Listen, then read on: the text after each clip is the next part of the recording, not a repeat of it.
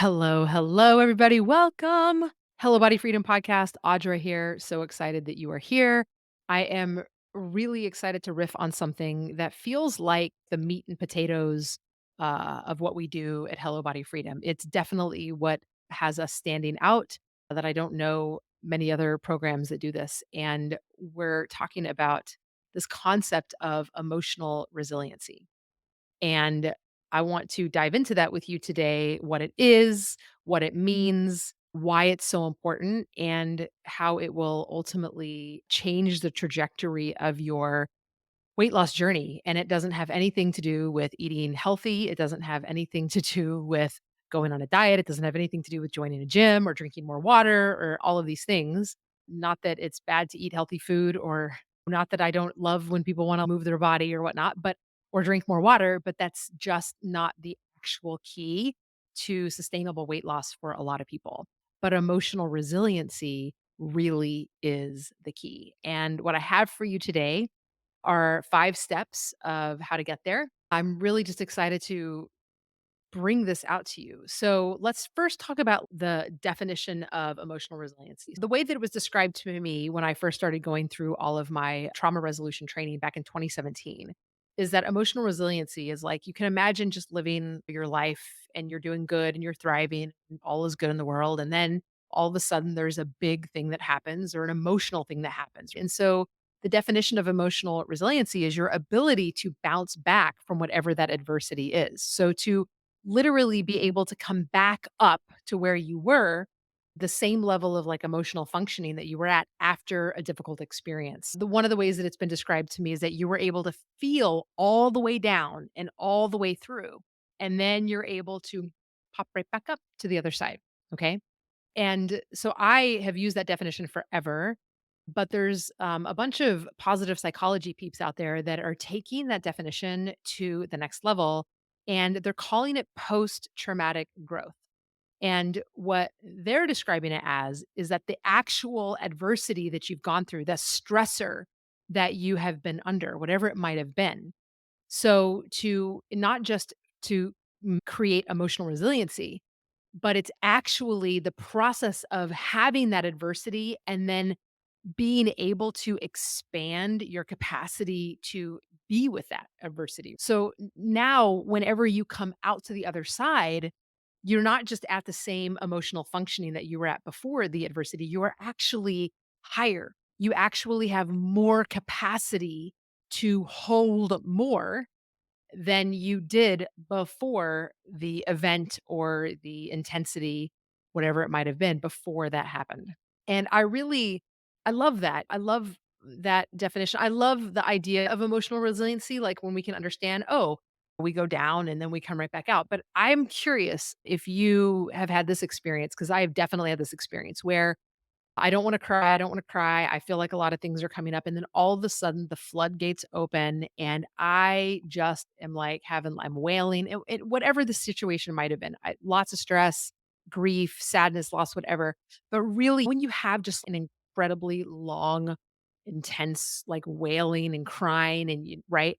And then for me, when that's happened in the past, that's literally like going all the way down, like, I'm feeling so much, but I don't like to get back up to the other side, I feel like a train wreck for the next couple of days. Has anybody ever experienced that?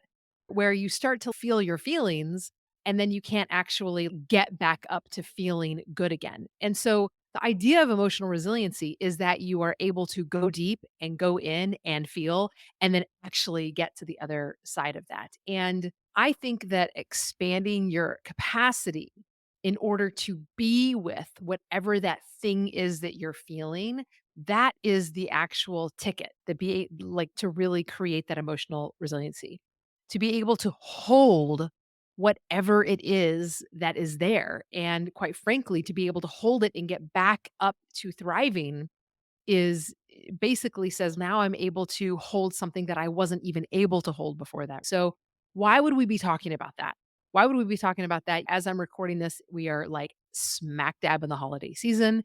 We are, like, a week away from Christmas, 2 weeks away from New Year's. It's been going on since Thanksgiving. It's a lot going on. I just think that this is a great time to talk about it because emotions are really high.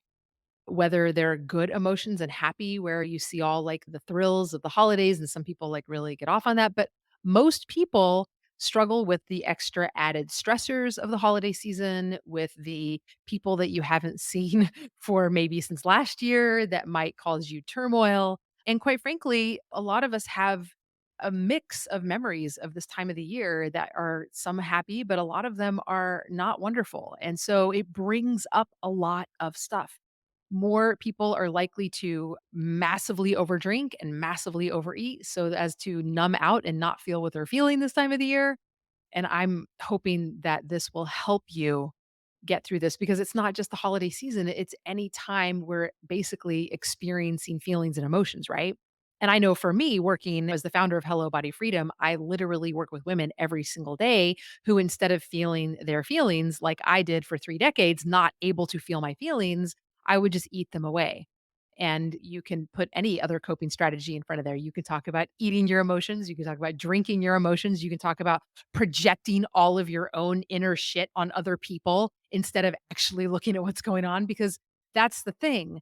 It's a way to not feel what we've learned how to do. And so that's why we're talking about this right now, because the bottom line is that we want to stop using coping strategies as an emotional support system. So if you are a bored eater or a stress eater or an anxious eater, or you're a comfort eater, there's all of these ways that we use food. There's all of these ways that something will trigger us on the inside, and then we are just going down a food roller coaster. And quite frankly, the only way to do that, the bottom line of being able to stop using food as an emotional support system, is to be able to actually feel what you are feeling.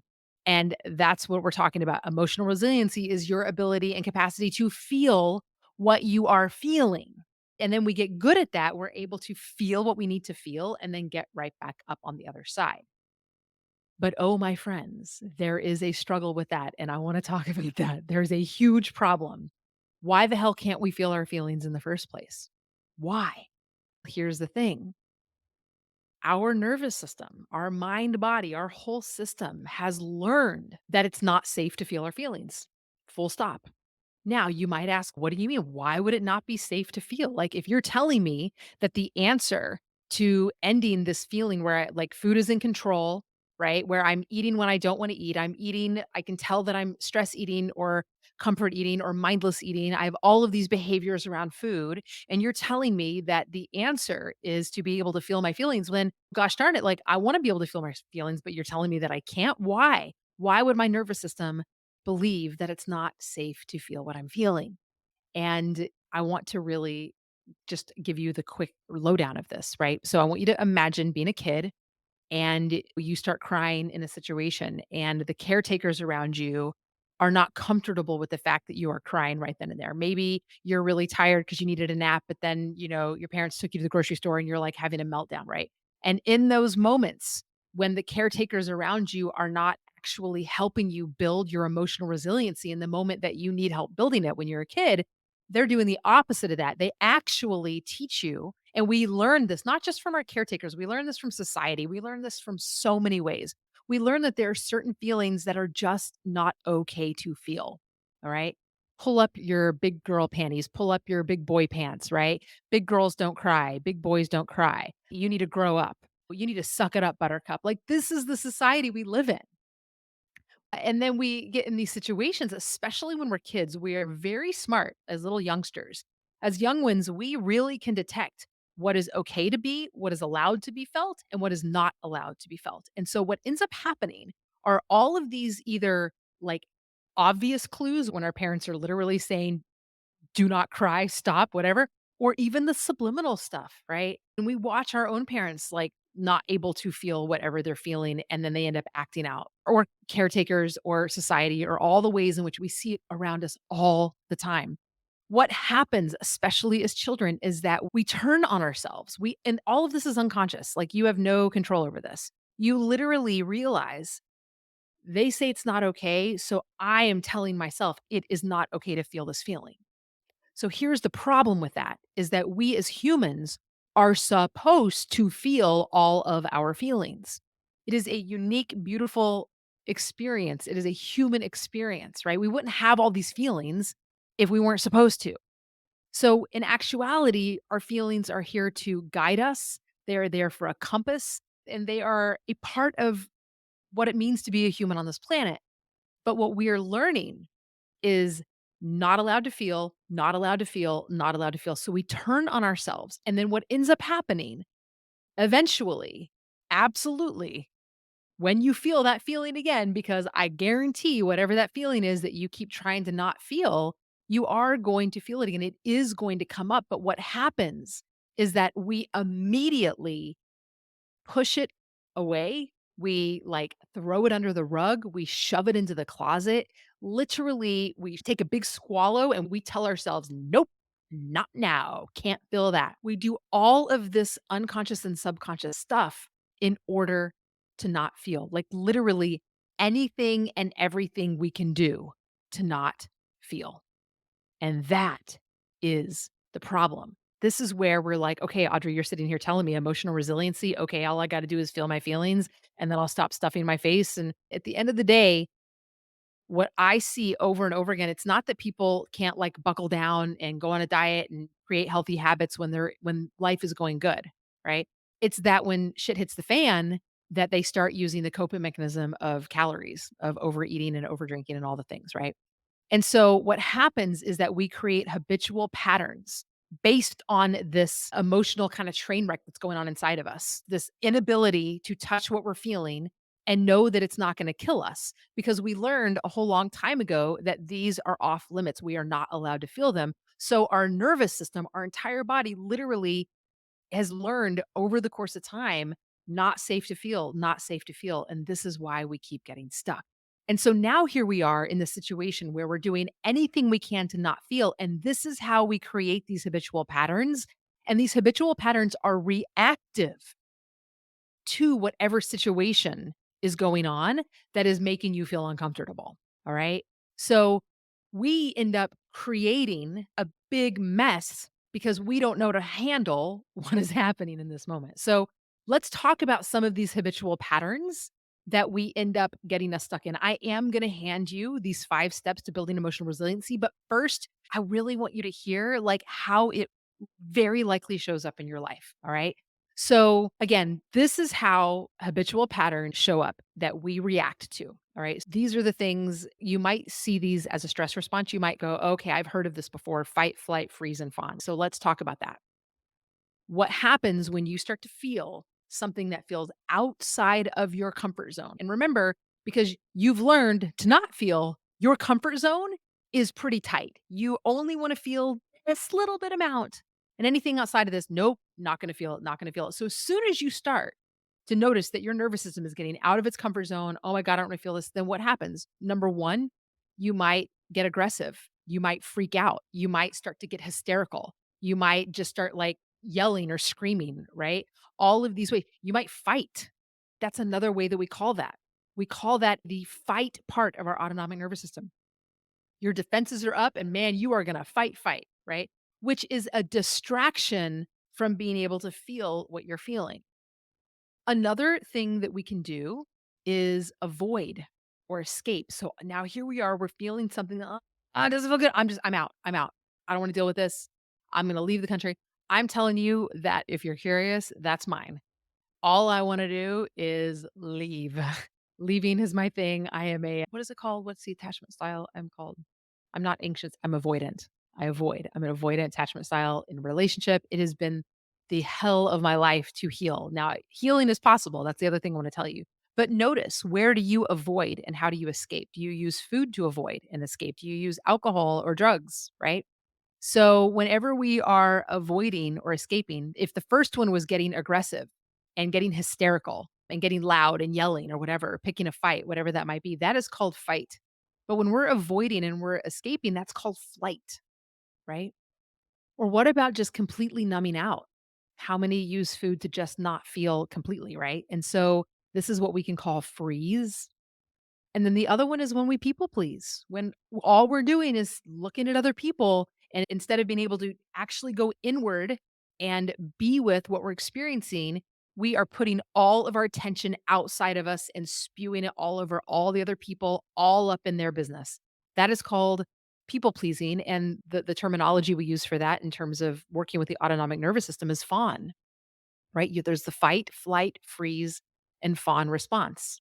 And so, with all of these reactions. What we're doing when we go into I'm ready to fight or I'm ready to avoid or flee the situation or I'm frozen and I'm numbed out or I'm fawning and I'm people pleasing. There are acting out behaviors that are attached to that because we just don't want to experience and work with what is creating the feelings and sensations in the body. So instead, what we do, instead of actually feeling and expressing our feelings, what we do is we act out. And this is where eating and drinking or picking a fight with your partner or right? So instead of figuring out how to like go that thing that you said to me really hurt my feelings. Instead, you find all the other things that are wrong with your partner and you just spew them out, right? And that's an example of acting out.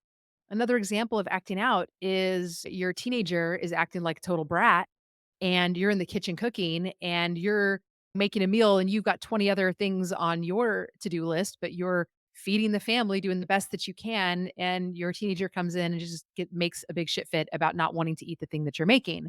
And the next thing you are in the cookie jar, 5 or 6 cookies deep as fast as you can get them in your mouth, right? That is acting out. That is acting out, okay?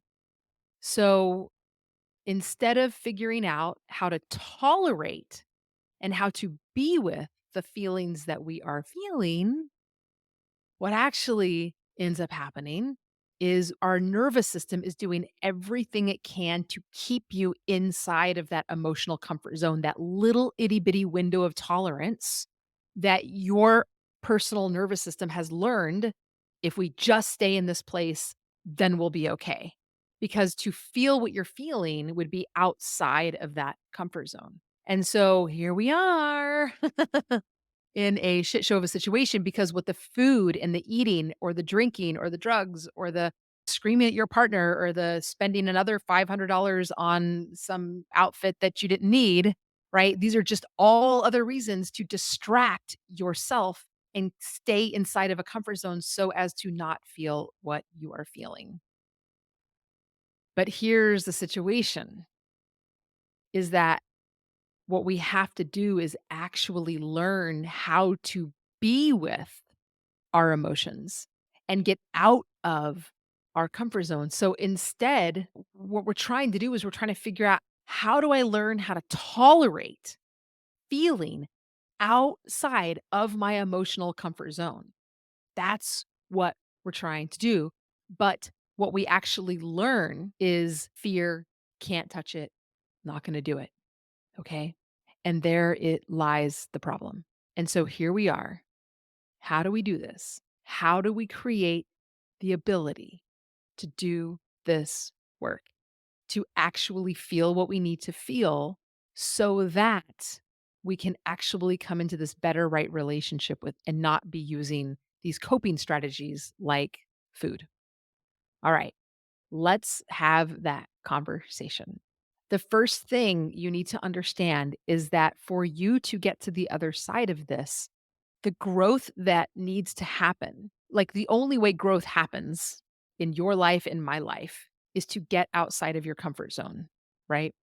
If you want to better yourself at work, then you sign up for some course at night and you take the course at night.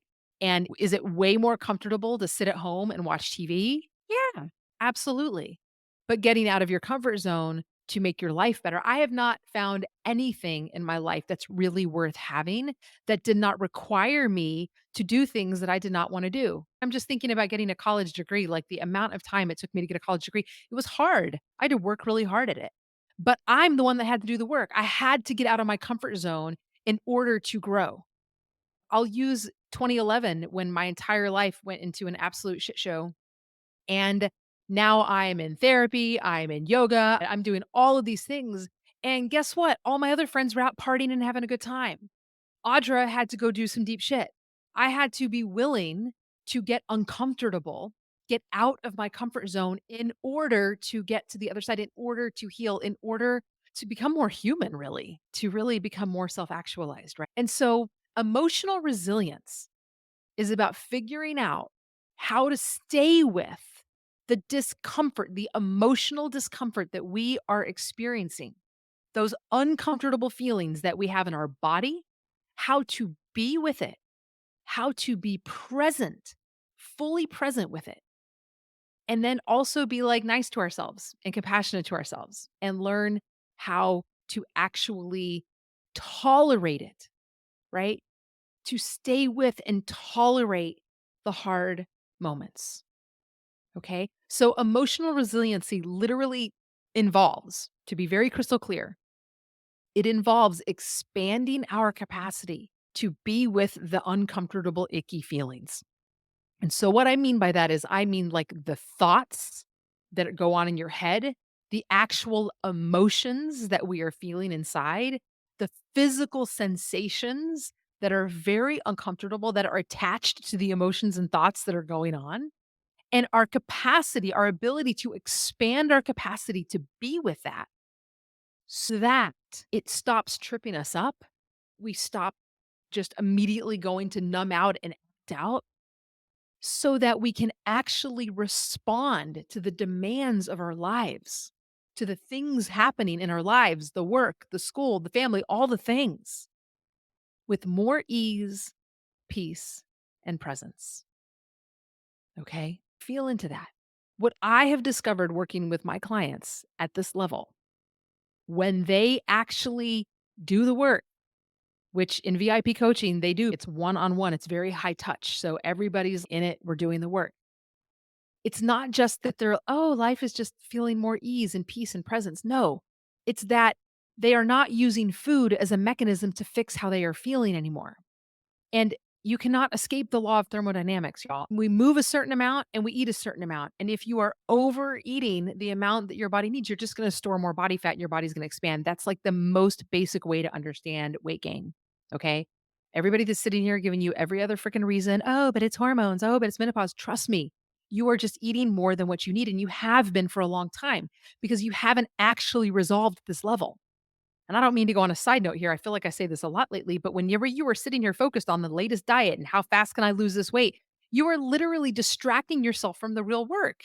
The real work is creating this tolerance to feel what you are feeling and learn how to be with it. Learn what emotional resiliency actually feels like day to day in the body so that instead of eating your way out of your emotions, you actually deal with them in the most beautiful way. And when you do this, food just is no longer the best solution. It's not about going on a diet. Your body just naturally will come into its ideal size. It happens all the time inside of Hello Body Freedom. Okay. The issue, again, I'm going to bring this full circle because it's yes, I want that. Yes, I want that. But you have a nervous system that is literally designed to keep you safe and alive and to keep you right exactly where you are right here, right now. All it knows is what you've been doing is perfect. Yeah, we can't feel that. Nope, nope, can't feel that feeling. Nope, not gonna feel that. And you keep doing it and you keep doing it. And these habit patterns that you have built of taking these feelings and swallowing them down, stuffing them down with food, it's this kind of really unconscious cycle. Okay. I guess I need to be really clear here. This is not a shame fest. This is not a place where this is what you're doing. Y'all, this is what your nervous system has learned how to do in order to protect you. Everything that you are doing has been created in unconscious patterns as a way to keep you safe and alive. And quite frankly, if you're like me, I started this at 6 years old. It was a 3 decade habit loop. Most of us have been in this habit loop of not being able to feel what we're feeling and then going and acting out and using coping strategies like eating or drinking or smoking or whatever the thing is. We've been doing this for a really long time. And then, even though we want to get out of it, what ends up happening every time something gets emotionally uncomfortable, you reinforce it by telling yourself, nope, not going to go there. Refuse to go there, refuse to go there. And then the problem just cycles and cycles. Okay. I guess what I want you to hear is that if you really want to get off that hamster wheel and you want to heal and you want to like really get to the other side of what it means to have absolute freedom, emotional freedom in this way, We can't heal what we don't feel. That's it. We cannot heal what we don't feel. So the only way to change our patterns is to actually be able to go there. And so take a deep breath with me, a big inhale and an exhale, because that's a lot. I know it is. So at this point, your next obvious question should be, okay, then let's do this. How do I do this? Now I understand. I see that it's not my fault. I'm really wanting to get off this hamster wheel. How the hell do I do this? How do I do this thing that I've ultimately been unconsciously, consciously and consciously been avoiding my whole life? How do I do it? This is how. Are you ready? I'm going to give you one, two, three, four, five steps of how to do this. And the first one includes a lot, but that's okay. We're going to do this. Number one, you do this work slowly, gently, mindfully, compassionately. Think about that. Think about what you really want to do. Think about the part of you that loves speed. The part of you that's, I wanted this 50 pounds gone 50 days ago. I'm sick of this. I'm doing this. I have a wedding. It's coming in 3 weeks. I'm going to lose the weight fast. The faster you lose the weight, the faster you gain it back. The faster you go on a diet is just another way to distract yourself from actually doing this work, which is emotional resilience work, which is expanding your capacity to be with bigger feelings work. And this work requires slowness. It also requires being like kind to yourself. How many of us who struggle with our body, struggle with weight, the amount of inner self negative talk, like we wouldn't talk to our worst enemy the way that we talk to ourselves. And that's just not going to fly. Like we have to come to this place of knowing that I must be gentle with myself. I must be kind to myself. I must meet myself with compassion because I have likely been having this unconscious habit for decades and it doesn't just magically disappear in like a session or one meditation or a quick diet. It just doesn't work that way.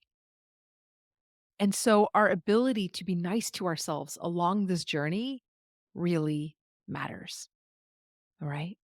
So the way that we do this work is slowly, gently, mindfully, compassionately. Now, let's get into some nuts and bolts here. You do not do this work by reliving the story that's pissing you off inside of your head.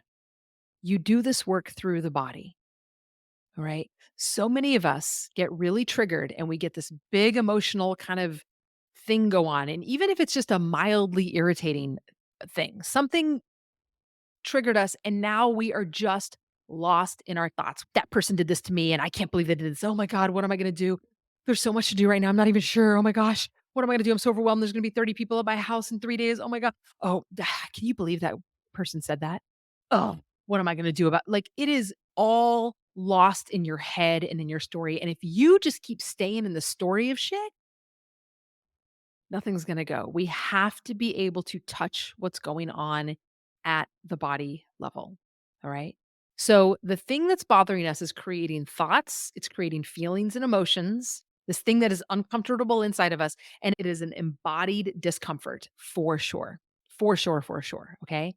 And it's not that we ignore the thoughts. We understand that all of that is going on, but we bring the mindfulness in to bring it back in and taking the mindfulness not to the story where we just loop it and just stay stuck forever, but we go into the actual sensations of the body and we work at that level. Okay.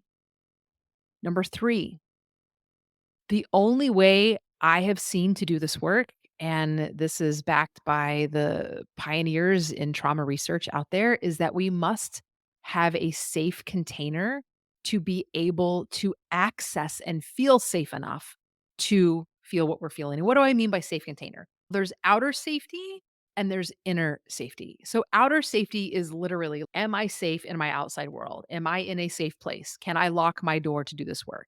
Is somebody going to violate my boundary and walk into my room? That is unsafe. Or am I able to hold boundaries against other people so that way I know I can actually do this work?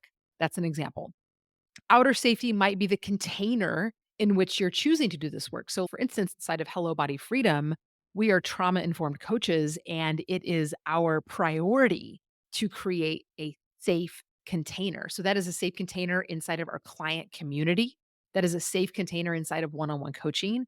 Over and over again, it is about coming and stepping into a container where the safety can be curated and you can actually experience the outer safety for yourself. Now, inner safety, it goes back to that first one. It's like inner safety is you've got to be kind to yourself. Really, you're not going to get to the other side of this by getting mad at yourself because you just went completely mindless and unconscious and you ended up binge eating, right?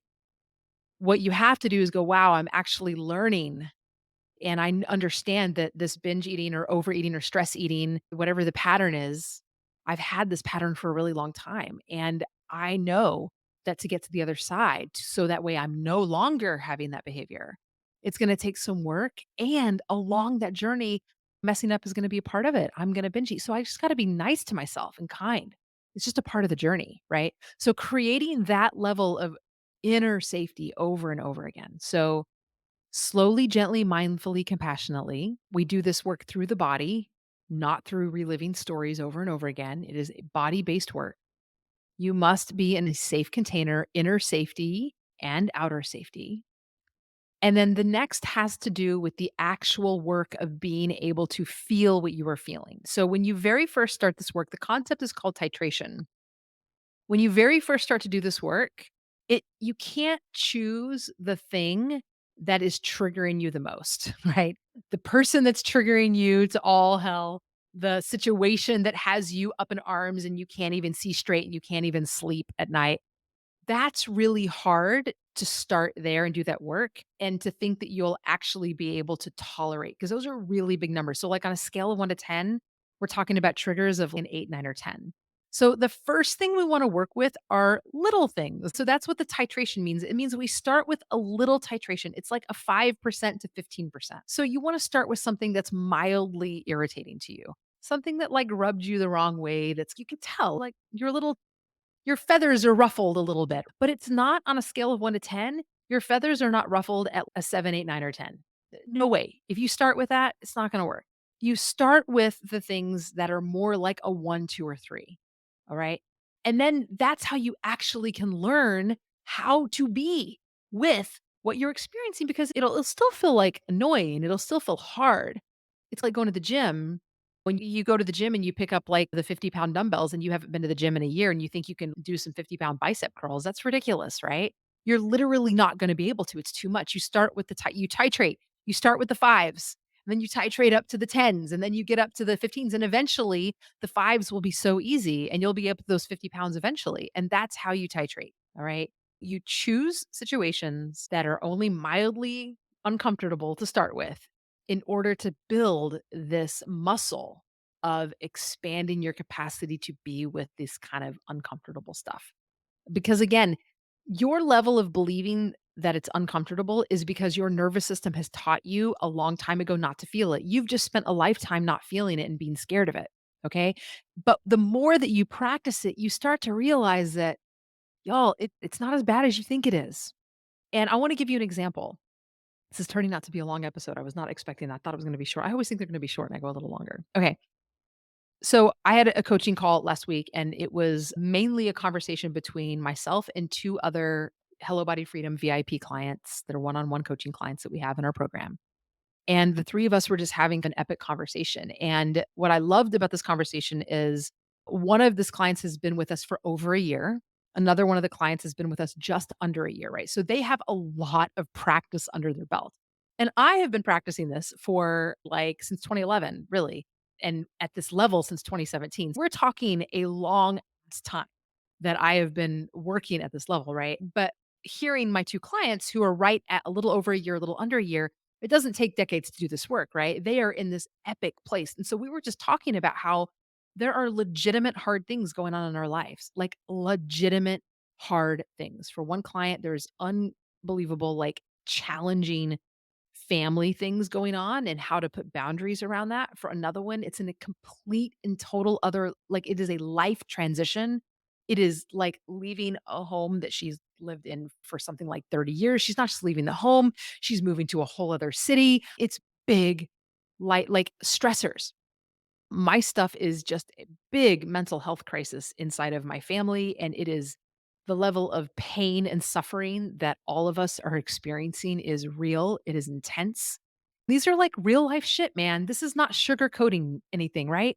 And this is the thing. We live in a society that just wants to fucking sugarcoat everything. Everything's just happy all the time. And the second we feel anything that's outside of that, we're so goddamn scared to feel it. No wonder we eat and drink ourselves to death. No wonder half of the freaking population is spun out on drugs and just God.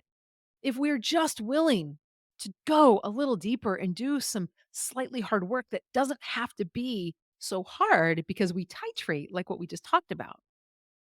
Anyhow, that was a tangent that I didn't need to go on. But the point I'm making is that the three of us are having this conversation about the most epic, real, raw stuff. Because what we're talking about, it's not that anything that we're going through is easy.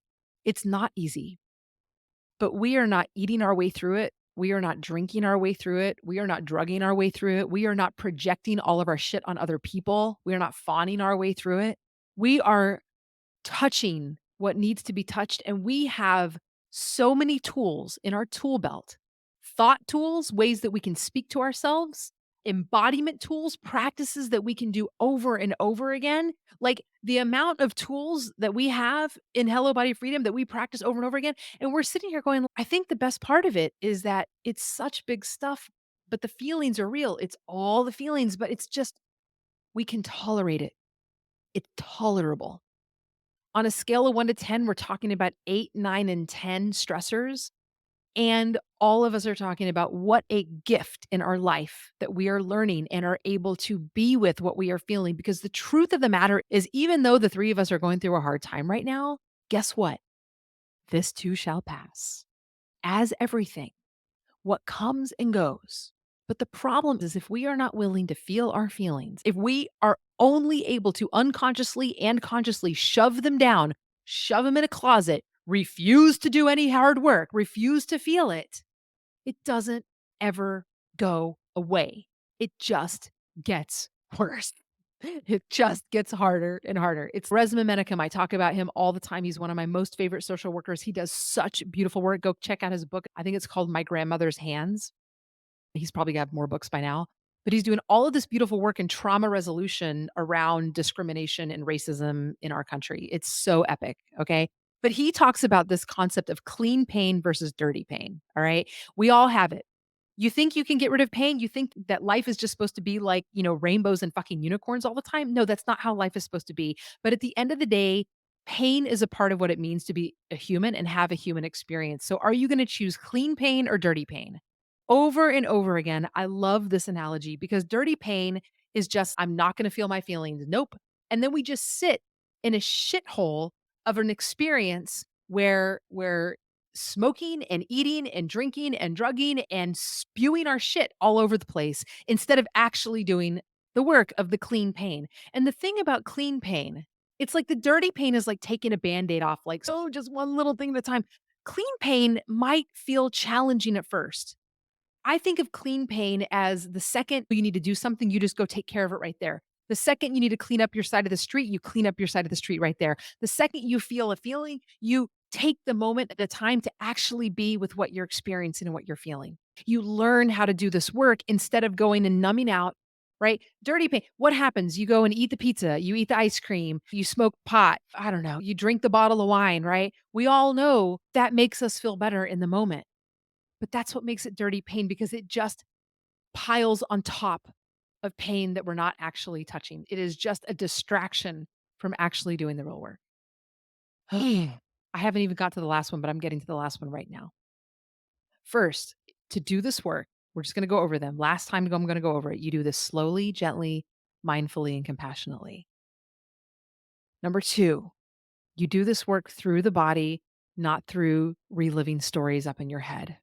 That's where the actual healing will change your life. Number three, you do this in a safe container. If you need a safe container, this is why we create therapeutic safety. This is what Hello Body Freedom has created. You do this whether it's with us or someplace else, but making sure you are in a safe container. And remember, inner safety versus outer safety. We need both. Okay. Number four, titrate. We don't start with the hard stuff, right? So the conversation I was just having with two of these clients and myself, we are really going through hard stuff. And the reason we're able to do it and also not have these coping mechanisms that we had for so long, it's because we've started small. We titrated and we just went a little at a time. Okay. And the last tip I want to give you is pendulation. All right. This is a term I believe that Peter Levine actually I know he coined it, but I think he might have even made it up. I don't even think it was an actual word. But if you can think of like a pendulum, right? You don't want to think that your entire life has to be feeling all the pain, feeling it and feeling it and feeling all the time. That's impossible. The way that you learn to touch it is you do just a little bit. That's the titration, just a little bit. And then you go in and you notice and you experience the feeling and you bring your consciousness and mindfulness to it. You feel as deeply as possible. And then you get out of it. You pendulation, you pendulum over and away from it. You pendulum back into feeling good, into resources that make you feel good, right? You learn how to touch the icky, and then you learn how to get back to feeling good. And you do this in the moment that you are feeling the icky stuff. You go to the icky stuff, you do a little pendulation out of it. Ah, relief feels good. You pendulum back in, you pendulum back out, right? That is the actual practice of being able to feel what you are feeling, to expand your capacity to feel, which is ultimately what is will show up in your life as true depth of emotional resiliency, your capacity to feel what you need to feel and get back up to thriving in your life. Oh, why can't we all do this? Please, Oprah, pick up this podcast. Let's get this out to the world. Let's do this work. All right, my friends, this is what we do inside of Hello Body Freedom every single crazy day. If you want more, just go to Hello Body Freedom. If you are completely new into my world and you have not been through my 5-day food and body freedom challenge, I highly encourage you to get in there and learn why you are struggling with your body, why you are struggling with your relationship with food, why it feels like food is in control, and really how to get out of it. That is one of the first steps. If you have never been in, it is an epic challenge. You can literally join right now. You go to Hello Body Freedom. As soon as you see there, you will see the link that says join the completely free 5-day food and body freedom challenge. It is epic. You will get one on one support. We have a challenge mentor in there. My girl Jax is in there, slaying it right now. And I am in there. We are literally there to support you. If you have already been in contact with this, you've been through the challenge, drop me a DM if this feels good for you. Literally, we love hearing what is going on with you. If you have questions, anything of the sort, we are here to support you in that way. And I hope that we all have just not a holiday season that's just filled with all of this kind of like BS smiles and niceties and all these things, but holiday season where we can just really sit with and be with what we are experiencing and all of it, the good, the beauty, the bad, the ugly, the bliss, the joy, the heartbreak, because the truth is that is the most epic human experience that we can have. It is to be able to hold it all, knowing that even this moment, this experience, this too shall pass. All right, my friends, until next time, have yourself an epic day. I'll see you next time. Bye, everybody.